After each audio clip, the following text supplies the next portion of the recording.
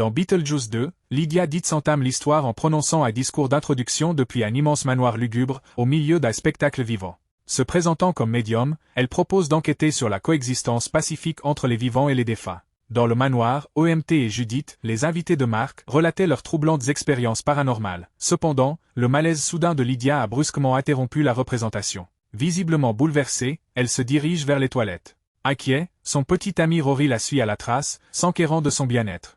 Lydia balaie ses inquiétudes, les attribuant à une journée difficile et à la tension de jouer dans 2 spectacles. Tentant de la calmer, Rory lui confisqua ses médicaments, insistant sur le fait qu'ils étaient inutiles. Mais, voyant son état se détériorer, il alla frénétiquement récupérer les pilules dans la poubelle pour les lui redonner. Par la suite, Lydia reçoit un appel de sa belle-mère, Delia, qui lui demande de l'aide. C'est ici que nous apprenons la terrible nouvelle, le père de Lydia est mort. Un flashback, réalisé en animation, révèle les événements. Il a survécu au crash d'avion, mais a tragiquement trouvé la mort plus tard, tué par un requin. Lydia et Deya réfléchissent à la meilleure façon d'annoncer la tragique nouvelle à l'ASD. Au plus profond des entrailles de la ville, un jeune homme cherchait conseil auprès d'un concierge âgé.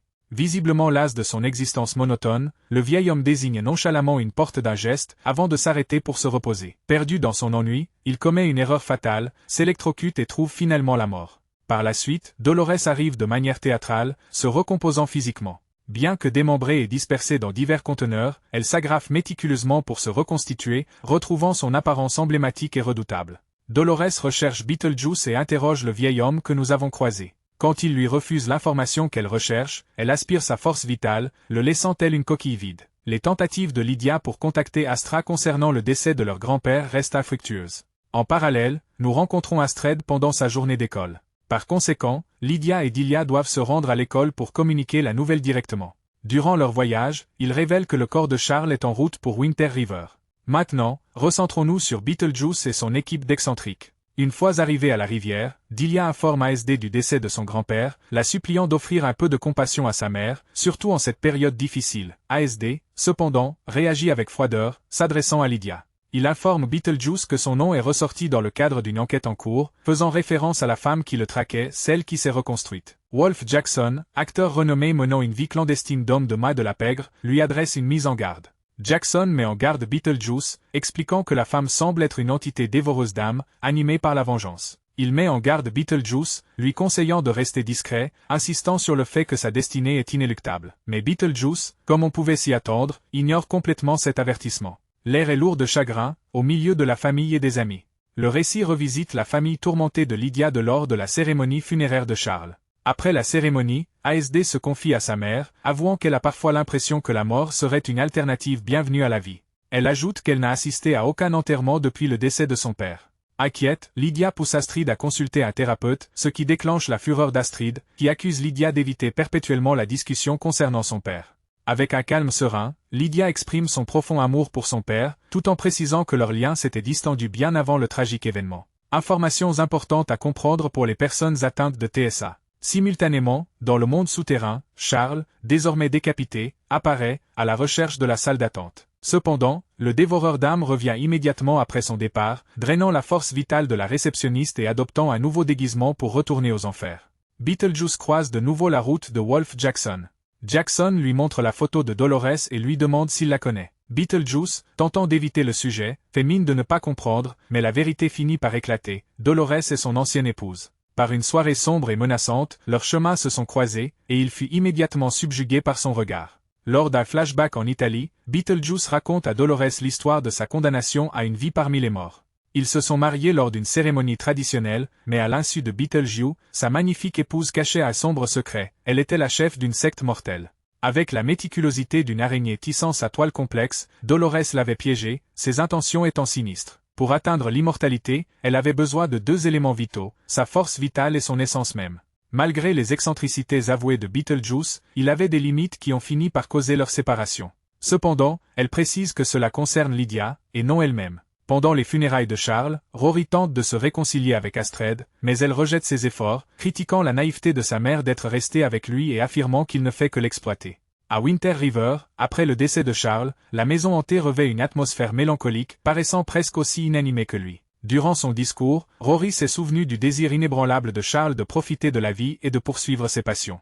De nombreuses personnes souhaitent actuellement acquérir ce domaine emblématique. Emporté par l'instant, il demande impulsivement Lydia en mariage, lui suggérant une cérémonie d'Halloween, dans à peine 2 jours. Rory déclare qu'il souhaite partager son avenir avec elle. Alors que Lydia hésite, il remarque qu'au milieu du deuil omniprésent, leur amour semble tout aussi inanimé. Après mûre réflexion, Lydia l'embrasse, un geste que Rory interprète mal comme un consentement, ce qui déclenche une célébration familiale tandis qu'Astrid, visiblement bouleversée, s'éloigne à vélo, furieuse. Absorbée par ses distractions et une frustration grandissante, Ast a provoqué un embouteillage, a évité de justesse une collision et a finalement fini sa course dans la clôture d'un voisin. Jérémy, un jeune homme, l'aide à se relever et s'enquiert de sa présence à Winter River. ASD exprime son soutien à Charles avant de faire une transition vers une discussion concernant son propre père. Elle précise qu'il avait l'esprit libre et qu'il a quitté sa mère après avoir choisi de s'installer au Brésil, le pays où sa mère avait passé toute sa vie. Finalement, elle révèle que sa mère est Lydia Dietz, confirmant ainsi la discorde familiale et l'impact durable des traumatismes passés. Dans les profondeurs spectrales d'Erie, l'agent de l'au-delà Wolf Jackson est alarmé par un rapport inquiétant. Dolores a déchaîné sa vengeance, ravageant tout sur son passage dans sa quête acharnée pour retrouver Beetlejuice. Son chaos grandissant nécessite de localiser Beetlejuice avant qu'elle ne le fasse. Toujours opportuniste, Beetlejuice parcourt le journal et remarque le nom de Lydia Dietz mentionné dans l'article concernant le décès de Charles. Il voit immédiatement cette tragédie comme une occasion en or de renouer avec le monde des vivants. Il a été demandé à Adam Tout de placer plusieurs cartons au grenier pour le stockage. Au cours de ses explorations, elle découvre une réplique à l'échelle de la rivière d'hiver. Dans la simulation, elle tombe sur une publicité étrange promettant une communication avec Beetlejuice. En y regardant de plus près, elle découvre une boîte étiquetée Richard et y trouve des photos jaunies de ses parents, rangées à l'intérieur. À ce moment précis, Lydia entra dans le grenier. Un mélange doux amer de nostalgie et de douleur brillait dans les yeux de la mère et de la fille tandis qu'elles regardaient les photos ensemble. Cependant, en apercevant la publicité pour Beetlejuice, le visage de Lydia se transforme. Prise de panique, elle met en garde Asra contre les terribles conséquences de prononcer le nom de Beetlejuice 3 fois et lui interdit formellement de retourner au grenier. Après l'incident, Lydia trouve du réconfort auprès de Delia. Elle confie que gérer les tensions liées au TSA lui rappelle les conflits qu'elle avait auparavant avec sa belle-mère. Malgré leur désaccord passé, Lydia se souvient de la publicité troublante pour Beetlejuice que l'ASD avait découverte avant d'avouer qu'elle n'a pas repris contact avec Beetlejuice. Frustrée et cherchant un moyen de s'exprimer, ASD se dirige vers la chambre de Jérémy, un garçon dont elle s'est récemment rapprochée. Jérémy partage sa collection de disques et de livres avec elle, ce qui déclenche une conversation plus profonde sur leur vie personnelle. Jérémy s'est confié et m'a avoué qu'il traversait une période difficile à cause de problèmes familiaux. Son père a été victime d'un accident et a depuis sombré dans une spirale d'alcoolisme destructrice. Reconnaissant son empathie, ASD comprend que le corps de son père n'a jamais été retrouvé, ce qui a engendré un sentiment de perte persistant. La conversation prend une nouvelle tournure lorsque les projets de mariage d'Halloween de Lydia sont évoqués. Jérémy espérait que la mère de sa petite amie, une voyante, pourrait le contacter, mais l'ASD a rapporté l'échec de la tentative et l'incapacité de la voyante à établir un lien. Peut-être, suggéra doucement Jérémy, qu'une journée ensemble, remplie de pizza et de distractions, pourrait atténuer son isolement. Rory prépare avec enthousiasme un mariage fastueux, tandis que Lydia envisage une cérémonie plus intime et personnelle. Cependant, ce qui la tourmente vraiment, ce ne sont pas les préparatifs du mariage, mais les apparitions persistantes et troublantes de Beetlejuice qui semblent la suivre partout. Finalement à bout de nerfs, Lydia s'enfuit désespérément au grenier, hurlant à Beetlejuice de la laisser tranquille. Inquiète du comportement de plus en plus étrange de sa sœur, Rory la suit jusqu'au grenier et l'interroge sur ce qui se passe. Lydia, épuisée et désespérée, se résout à révéler la vérité sur Beetlejuice à Rory, admettant qu'il n'est pas qu'un simple souvenir, mais un danger bien réel. Hantée par un passé qu'elle a longtemps refoulé, Lydia se confie timidement à Rory, se débarrassant des peurs adolescentes qui pesaient encore lourdement sur elle. Elle raconte l'histoire d'un démon malveillant qui, faisant allusion aux événements du film précédent, a tourmenté sa famille et tenté de la forcer à l'épouser afin de se ressusciter. Désormais libérée de cette épreuve, elle se sent hantée par le tourment renouvelé du démon. La voix tremblante, elle avertit Rory que prononcer son nom 3 fois invoquera de nouveau Beetlejuice. Avec une détermination sombre, il prononce l'incantation interdite. Beetlejuice, Beetlejuice, Beetlejuice. En un éclair, ils se matérialisèrent dans le bureau bizarre de Beetlejuice. À leur plus grande stupéfaction, Beetlejuice présente sa progéniture, une créature étrange et totalement différente de lui, accentuant l'atmosphère déjà onirique. Beetlejuice fredonne une ballade romantique, tentant de charmer Lydia depuis son royaume miniature. Submergée par la terreur, Lydia répète désespérément chez moi 3 fois, tandis que Rory s'effondre, les transportant instantanément du bureau de Beetlejuice à la maquette de Winter River. Rory, déconcerté par les récents événements, les a balayés d'un revers de main, les attribuant à un rêve ou à une illusion collective, et a décidé de passer à autre chose. Ils s'en vont, malgré le fait que Lydia reste profondément bouleversée par les événements. Terrifiée et furieuse, Lydia informe d'urgence sa belle-mère, Delia, et le département des services de l'au-delà qu'ils doivent évacuer la maison immédiatement et détruire la ville miniature, car elle sert de conduit vers Beetlejuice. Cependant, ASD, bien qu'ayant des projets avec Jérémie, la supplie de rester, les incitant à rester encore un peu. À l'approche de la journée de sensibilisation à l'autisme, elle et Jérémie ont discuté de leurs costumes, car ils avaient prévu de faire la tournée des bonbons ensemble pour Halloween. Jérémie avoue avec tristesse qu'il préférerait rester à la maison avec elle. Leur baiser intime se transforme soudainement en un événement surnaturel lorsqu'ils se mettent à l'éviter. Terrifié, ASD recule, exigeant de connaître la véritable nature de Jérémie, réalisant maintenant qu'il est loin d'être ordinaire. À son grand désarroi, il avoue sa nature spectrale. Jérémie raconte un incident passé où, alors qu'il volait des bières à son père, il est tragiquement tombé d'une cabane dans un arbre et est décédé sur le coup, il y a des années. Depuis lors, il est resté cloîtré chez lui, ses mouvements étant limités aux alentours de l'arbre. Mais en rencontrant le TSA, tout a changé, elle l'a enfin vu, un phénomène qui lui était jusqu'alors inconnu. Bien qu'il avoue son affection véritable et son désir d'une vie commune, un profond tumulte intérieur le contraint à déclarer leur union impossible, invoquant sa mort et sa survie à elle comme des barrières insurmontables. Avec une détermination inébranlable, Jérémie confia qu'il existait un moyen pour qu'ils soient ensemble, tout en la mettant en garde contre le fait d'en informer sa mère. Pour la remercier de son aide, Jérémie assure à AST une dernière rencontre avec son père pour un ultime adieu.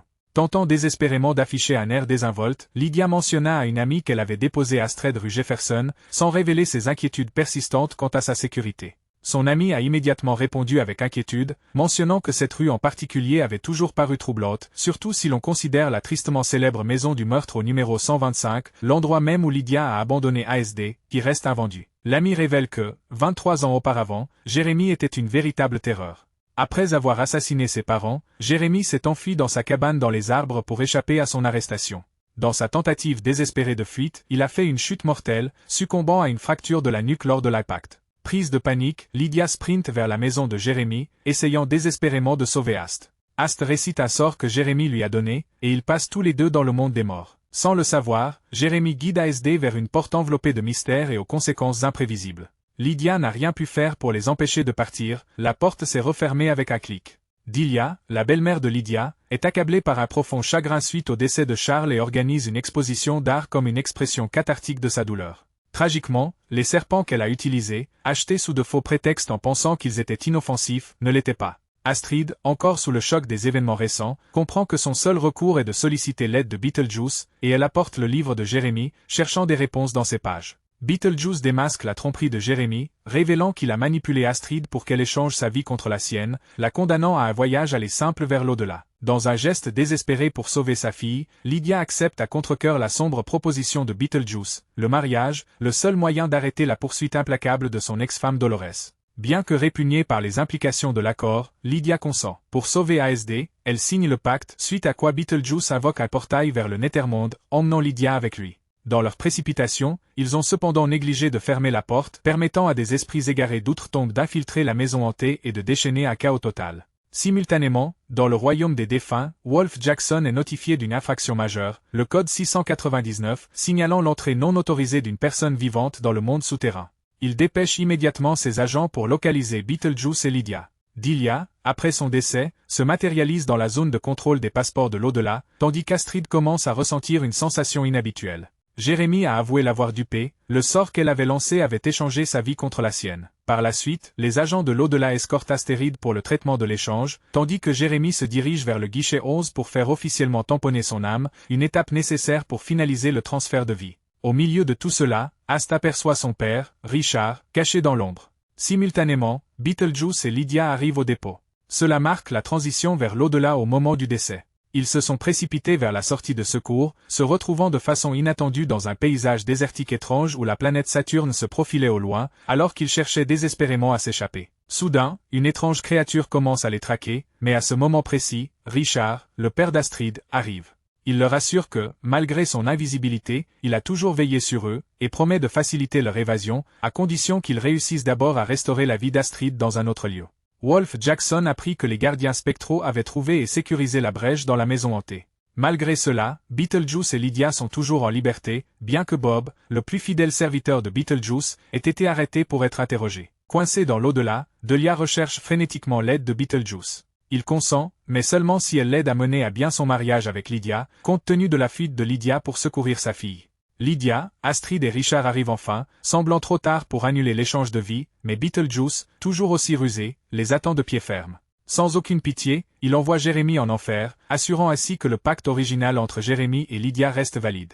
En se renseignant sur Delia, il découvre la déchirante réalité. La belle-mère de Lydia est toujours décédée suite au poison du serpent. Lydia et Astrid ont défié la mort, arrivant juste à temps pour empêcher le mariage. Beetlejuice exploite son apparence de fantôme dans son plan manipulateur. Beetlejuice rappelle alors à tout le monde le contrat signé par Lydia, la contraignant à respecter son engagement de l'épouser devant Rory et un groupe d'influenceurs qu'il a rassemblés comme témoins. Après que Beetlejuice ait injecté à Rory un sérum de vérité, Rory avoue à tout le monde que sa seule motivation pour épouser Lydia était sa richesse. Il révèle en outre que son ancienne fiancée n'était pas décédée, mais qu'elle s'était plutôt lancée dans une retraite avec des intentions manipulatrices envers d'autres femmes. Furieuse, Lydia utilise un gant de boxe fourni par Beetlejuice pour frapper Rory, révélant ainsi sa véritable forme. D'un geste vif, Beetlejuice bannit les influenceurs en les aspirant dans leur téléphone. Il entreprend ensuite de contraindre le prêtre à célébrer sa cérémonie de mariage idéale avec Lydia, le tout ponctué de sa propre interprétation de MacArthur Park, imprégnée de sa macabre touche personnelle. Une tension palpable emplit la maison hantée lorsque Wolf Jackson arrive avec une emphase théâtrale. Imposant et rayonnant dans son armure fantomatique, Lou commande sa formidable légion de soldats spectraux. En vertu d'un décret de la haute cour de l'au-delà, vous êtes placé en état d'arrestation. Scarabée, c'est bien toi, hurle le loup, sa voix résonnant comme le tonnerre. Beetlejuice, qui semblait avoir la situation en main jusqu'à cet instant, pivota lentement, un sourire mauvais se dessinant désormais sur son visage. Vous arrivez un peu tard, non? Beetlejuice, d'un coup de poignet, libéra une vague d'énergie ténébreuse. Leur posture rigide leur donne l'apparence de statues immobiles. Tu as d'autres stratégies que tu nous caches, mon pote? Le visage crispé, Wolf lutte contre l'enchantement avant de finalement succomber, ses yeux conservant une flamme glacée et furieuse. Beetlejuice éclate d'un rire sardonique, pirouettant autour des soldats figés et les narguant. Cependant, son moment de triomphe est de courte durée, car la température de la pièce chute brutalement. Une silhouette familière émerge des ténèbres, une silhouette que Beetlejuice connaît bien trop. Dolores, son ex-femme, possédait une grâce mortelle. Beetlejuice, dit-elle, sa voix une dague acérée, tandis qu'elle avance avec un calme mortel. Vous devez désormais m'accompagner en permanence. Ce jeu s'éternise beaucoup trop. Le sourire de Beetlejuice vacille légèrement. À chaque pas, les ombres s'épaississaient et s'enroulaient autour d'elle comme des vrilles, comme si le royaume des ténèbres l'attirait dans son étreinte. Submergé par un désespoir absolu, Beetlejuice commence à reculer, cherchant frénétiquement le moindre moyen d'échapper à ce qui allait arriver. Dans une autre partie du manoir, ASD et Delia parcouraient frénétiquement le grimoire, poussés par une panique absolue. Dans une frénésie, ils feuillettent le livre jusqu'à découvrir le sort requis. Les mains de Delia tremblaient, alimentées par une détermination inébranlable à sauver sa petite fille. Alors que la personne atteinte de TSA récitait les mots à voix haute, un changement palpable s'est produit dans l'atmosphère de la pièce. Un être gigantesque, le même qui avait menacé ASD et sa mère auparavant, surgit des profondeurs du désert dimensionnel. Avec un rugissement féroce, la bête s'est jetée sur Dolores et Rory, ses mâchoires se refermant sur eux tandis qu'elle entraînait le couple dans l'au-delà. Après avoir échappé à l'emprise de Dolores et retrouvé son espièglerie d'antan, Beetlejuice se concentre de nouveau sur Lydia, impatient de finalement la faire sienne. Il est prêt à l'épouser, finalisant ainsi son plan, mais Astrid intervient avant qu'il ne puisse procéder, déterminé à le contrecarrer. Son regard sévère soulignait la gravité de son infraction, code 699, qui interdit formellement aux vivants toute incursion non autorisée dans l'au-delà. S'il violait cette stipulation, tout contrat signé avec Lydia serait rendu nul et non avenu. Avec un soupir de soulagement, Lydia prend enfin le contrôle de la situation. Beetlejuice en resta bouche bée. Franchement, Beetlejuice, 6 siècles, c'est bien trop long à attendre pour quelqu'un de mon calibre, déclara-t-elle, la voix ferme et assurée. L'heure de votre départ a sonné. Avec une expression grave, elle prononce les mots redoutés. Beetlejuice, Beetlejuice, Beetlejuice. Avec une poussée d'énergie maniaque, Beetlejuice commence à se dissoudre, sa forme se tordant et s'effritant dans une implosion spectaculaire. Alors que le grand froid se relâche, Wolf Jackson, enfin libéré, se relève vivement, secouant les derniers frissons. Lydia et Astrid échangèrent un regard entendu, comprenant qu'elles étaient enfin libérées de la menace qui les avait tourmentées si longtemps. Finalement, seules quelques infimes particules de poussière persistaient, flottant dans l'air. Son autorité toujours absolue, il s'approcha de Delia. Maintenant que Beetlejuice a disparu, il confirme la résidence permanente de Delia dans l'au-delà, son décès suite à l'attaque des serpents non dégriffés étant irréversible. Il n'y a pas eu de regain passager. D'un signe de la main paisible et d'un sourire serein, Wolf Jackson quitte Delia pour rejoindre l'au-delà, ces derniers instants passés à dire au revoir à Lydia et ASD. Lydia et Astrid se résignent à cette conclusion, comprenant que Delia est désormais à sa place. Ce ne sont pas des adieux emplis de tristesse, mais plutôt des retrouvailles avec l'amour de sa vie. Dans la scène finale du film, Lydia retrouve son émission de télévision de voyance, faisant écho à la scène d'ouverture. Par la suite, nous observons un objet. Cependant, au point culminant de la représentation, elle s'adresse directement au public, brisant le quatrième mur, et annonce son départ de la production pour privilégier sa vie personnelle et sa famille, cherchant un répit face à son lien permanent avec le royaume surnaturel. Par la suite, Lydia semble dormir dans son lit.